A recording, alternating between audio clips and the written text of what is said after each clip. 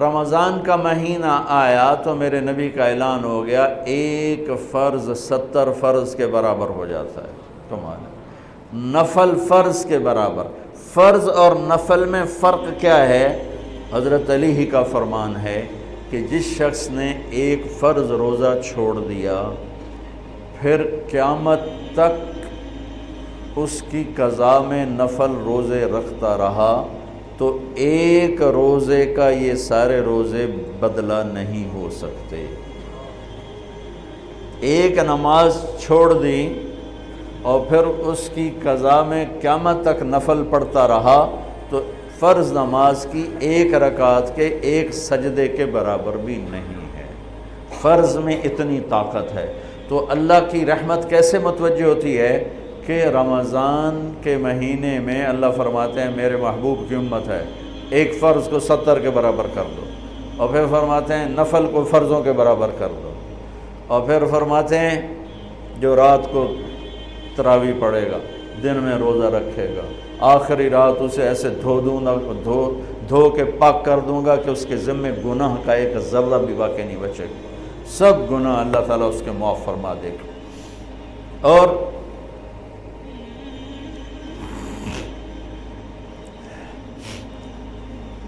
میرے نبی نے فرمایا من صام رمضان ایمانا و احتسابا، دوسری بھی من قام رمضان ایمانا و احتسابا، جس نے روزہ رکھا اللہ کی رضا کے لیے، جس نے تراویح پڑھی اللہ کی رضا کے لیے، اس کے پچھلی زندگی کے سارے گناہ اللہ معاف فرما دیتا ہے۔ رات کا قیام کسی امت کو نہیں ملا۔ دیکھو روزہ سخت تھا تو ان کا قیام اللیل نہیں تھا، چونکہ وہ اپنی کتاب پڑھ سکتے ہی نہیں تھے۔ رمضان میں اللہ نے آسمانی کتابیں اتاری، یکم رمضان کو ابراہیم علیہ السلام پر، 2 رمضان کو تورات موسیٰ علیہ السلام پر، 8 یا 6 رمضان کو عیسیٰ علیہ السلام ان پر، موسیٰ علیہ السلام ان پر، داؤد علیہ السلام پر زبور کو اتارا، اور 12 یا 18 رمضان کو عیسیٰ علیہ السلام پر انجیل کو اتارا، اور 21 رمضان کو اللہ تعالیٰ نے پیر کی رات لیلۃ القدر میں غار حرا کے اندر اللہ تعالیٰ نے اپنے محبوب پر کتاب کو اتارا۔ وہ کتابیں فل آ گئیں، لکھی لکھائیں۔ قرآن فل نہیں آیا، قرآن صرف ایک سورت کے 19 الفاظ آئے بس، اور پھر 23 برس میں قرآن اترا۔ کتنے انبیاء ایسے گزرے ہیں جن کے پاس جبریل زندگی میں ایک دفعہ آیا، زندگی میں جبریل ایک دفعہ، اور ایک سے لے کر آگے کوئی تعداد مقرر نہیں ہے، 100 دفعہ 200 دفعہ، لیکن آپ حیران ہوں گے ہمارے نبی پر جبریل 23 برس میں 24,000 دفعہ آئے، 24,000 دفعہ، جو ایک عجب العجائب ہے، عجب العجائب ہے۔ تو میرے بھائیوں، رات کی تراویح، دن کا روزہ، تراویح میں کیا ملنے والا ہے؟ میرے نبی کا فرمان ہے ہر سجدے پہ 1,500 نیکی، ہر سجدے پہ 1,500 نیکی۔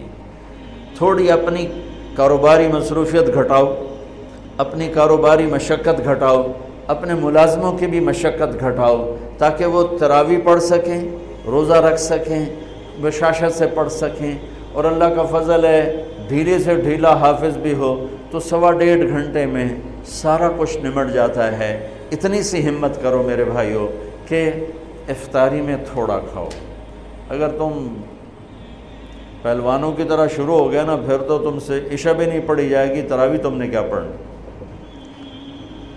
روزہ جسم کی فالتو چیزوں کو جلاتا ہے، روزہ ایک قوت پیدا کرتا ہے ایمانی شیطان کے خلاف۔ وہ کیسے پیدا کرتا ہے شیطان کے خلاف؟ اللہ تعالیٰ حلال کو بھی حرام کر دیتا ہے۔ جب بیوی کو بھی شہوت سے دیکھنا حرام ہو گیا اور یہ اس پہ قابو پا گیا تو اوروں کی عزت کو یہ حرام نظر سے کیوں دیکھے گا؟ جب یہ حلال کھانا چھوڑ گیا تو یہ جھوٹ کیوں بولے گا، یہ گالی کیوں دے گا، یہ غیبت کیوں کرے گا؟ جب یہ کان میں دوائی ڈالنا چھوڑ گیا کہ روزہ ٹوٹ جاتا ہے تو یہ اوروں کی غیبت کیوں سنے گی، اوروں کی برائی کیوں سنے گی؟ جب یہ آنکھ میں دوائی نہیں ڈالتا ہے کہ وہ حلق میں جاتی ہے، وہاں سے وہ پیٹ میں چلی جاتی ہے، روزہ ٹوٹ جاتا ہے، تو یہ ان آنکھوں سے غلط کیوں دیکھے گا؟ یہ غلط کیوں کسی کی عزت کے اوپر اپنی بددیانت نظر کو ڈالے گا؟ تو جب یہ اندھیرے میں بند کمرے میں ٹھنڈا پانی پڑا ہوا ہے اور ہاتھ نہیں لگاتا ہے اور اللہ کا دھیان اسے یاد ہوتا ہے کہ اللہ دیکھ رہا ہے، نہاتے ہوئے ہونٹ بند کر لیتا ہے کہ کوئی پانی کا قطرہ منہ میں نہ چلا جائے اور میرا روزہ نہ ٹوٹ جائے، خراب نہ ہو جائے، تو یہ جب اللہ کا اتنا دھیان اس کو نصیب ہو جاتا ہے کہ اللہ دیکھ رہا ہے، ورنہ کیا کسی کو کیا خبر کہ میں 2 گلاس پانی پیتا یا میں پیاس سے بول رہا ہوں؟ تو جب وہ اللہ کو اتنا اپنے دھیان میں لے آتا ہے کہ اللہ دیکھ رہا ہے، میں پانی نہیں پیوں گا، اللہ دیکھ رہا ہے، میں بیوی کو ہاتھ نہیں لگاؤں گا، اللہ دیکھ رہا ہے، میں کسی کی عزت پر بری نظر نہیں ڈالوں گا، اللہ دیکھ رہا ہے، میں کسی کی برائی نہیں سنوں گا، اللہ دیکھ رہا ہے، میں کسی کی برائی نہیں کروں گا، تو پھر جب یہ بازار میں جائے گا تو جھوٹ تو نہیں بولے گا، جب یہ تولے گا تو غلط تو نہیں تولے گا۔ ہاں یہ الگ بات ہے، بہت سے مجھے ملے کہ جب بس رمضان میں جھوٹ چھوڑ دیتے ہیں، اس تو بعد پھر شروع ہو جائے گا۔ رمضان میں رشوت نہیں لیتا ہوں، اس تو بعد پھر شروع ہو جاتا ہے۔ تو چلو شکر ہے 1 مہینہ تو مسلمان رہتے ہیں۔ اچھا اس کی وجہ کیا ہے کہ رشوت خور کہتا ہے جی رمضان میں نہیں، جی نہیں، رمضان میں جھوٹ نہیں بولنا، رمضان میں صحیح تولنا ہے، رمضان میں غلط نہیں تولنا ہے۔ کیوں؟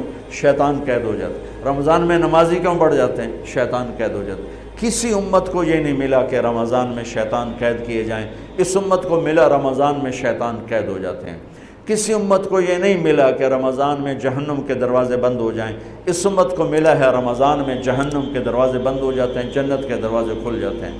کسی امت کو یہ نہیں ملا کہ ان کے لیے ہر مخلوق دعا کرے، رمضان کے مہینے میں اس امت کو یہ ملا ہے کہ ان کے روزہ رکھنے والوں کے لیے چونٹیاں بھی دعا کرتی، پرندے بھی دعا کرتے ہیں، مچھلیاں بھی دعا کرتی ہیں، ہوائیں دعا کرتی ہیں، ہر شے دعا کرتی ہے روزہ رکھنے والے کی۔ اس امت کو ملا۔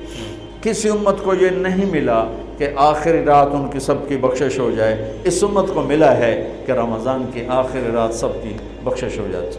کسی امت کو یہ نہیں ملا کہ جنت کی حوریں انہیں روزوں میں یاد کریں، اس امت کو ملا ہے کہ اللہ تعالیٰ جنت کو کہتا ہے کہ تو تیار ہو جا، میک اپ کر لے، میرے بندے آ رہے ہیں، دلہن بن جا، سج دھج کے مجھے دکھا دے تاکہ میں اپنے بندوں کو پیش کروں تحفے کے طور پر۔ یہ ہے تمہاری بھوک کا بدلہ، یہ ہے تمہاری پیاس کا بدلہ۔ بھوک پیاس، یہ ایک لغت کی بات یاد آ گئی۔ جس گھوڑے کو جنگ کے لیے تیار کیا جاتا تھا، جیسے آج بھی جن گھوڑوں کو ریس کے لیے تیار کرتے ہیں، انہیں تھوڑا کھلاتے ہیں، انہیں زیادہ بھگاتے ہیں۔